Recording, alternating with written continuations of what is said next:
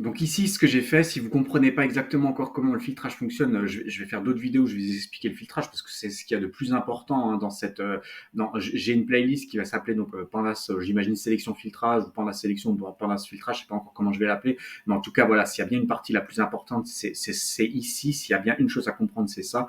Donc là, j'ai créé un premier filtre tout simple. Qu'est-ce que j'ai fait? J'ai appelé mon data frame, j'ai dit sur quelle colonne je voulais faire le filtrage. Avec le système de crochet évidemment et je lui ai dit que je voulais nord. Évidemment, on aurait pu appeler la colonne comme ça et ça marche strictement de la même manière. Si je le refais, ça remarche exactement de la même manière. Mais je ne veux pas faire comme ça parce que moi, j'aime pas ce système-là parce qu'il a des limites et parce qu'il n'est pas très compréhensible et lisible. Mais vous faites ce que vous voulez. Si vous voulez utiliser, si vous voulez appeler une seule colonne par un point, vous pouvez le faire. Mais moi, je ne le fais pas. Je fais toujours faire entre crochets. J'ai expliqué dans une vidéo précédente pourquoi. Et ensuite, ici, donc, ce que j'ai fait, c'est que donc j'ai pris ce filtre, je l'ai appliqué ici, je l'ai mis dans la première partie, j'ai fait mes virgules et ici, je me suis ouvert la possibilité de faire, je vous ai montré dans juste la vidéo d'avant, d'appliquer sur une seule colonne, d'appliquer sur plusieurs colonnes avec la méthode du slice et d'appliquer ici sur plusieurs colonnes avec la méthode de la liste. Mais j'étais pas obligé de faire ça. Ça, c'était optionnel. Ça veut dire que si je le supprime entièrement, et que maintenant j'exécute, donc je n'ai plus que mon filtrage, donc on n'est plus sur la syntaxe que j'avais dit au départ. En gros, j'ai enlevé label de colonne, et ben ça va marcher quand même, il n'y a pas de souci, parce que ce que va comprendre Panda, c'est qu'il me dit, bon, bah, il me dit rien après mon filtre, ça veut dire qu'il veut toutes les colonnes.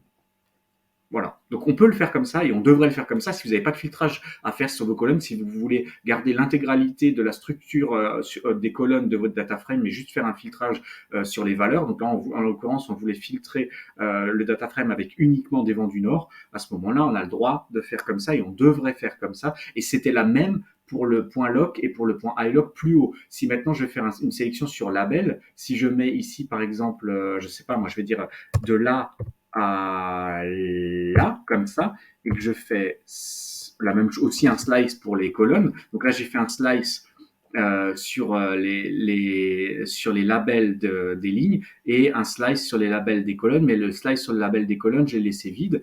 Qu'est-ce qu'il va me faire? Eh ben, il va tout me prendre, puisque comme je ne l'ai pas dit point de départ et point d'arrivée, lui, il le fait tout seul. Mais j'aurais pu encore aller un cran plus loin et laisser vide comme ça.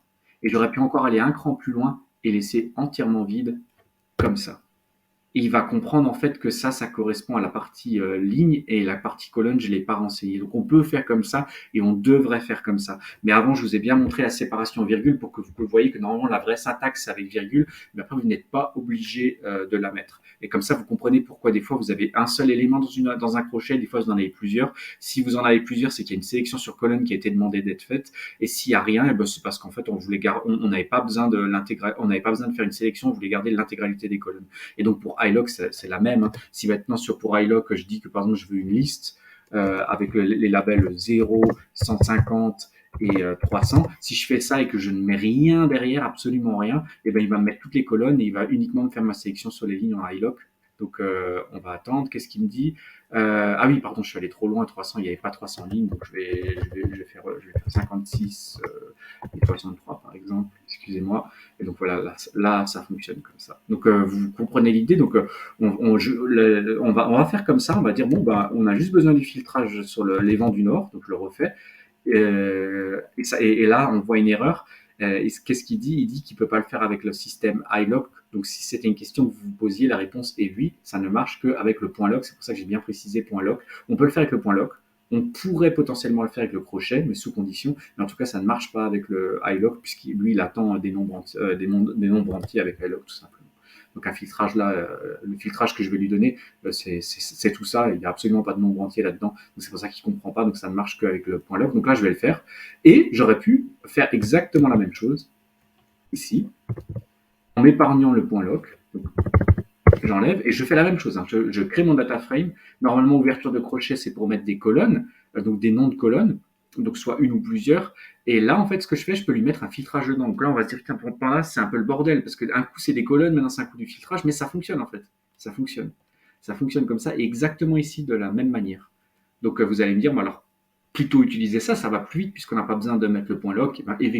Forcément, si je vous dis depuis le début qu'il ne faut pas le faire, c'est qu'il y a des limites. Et dans la prochaine vidéo, je vais vous montrer les limites entre ce système-là et ce système-là.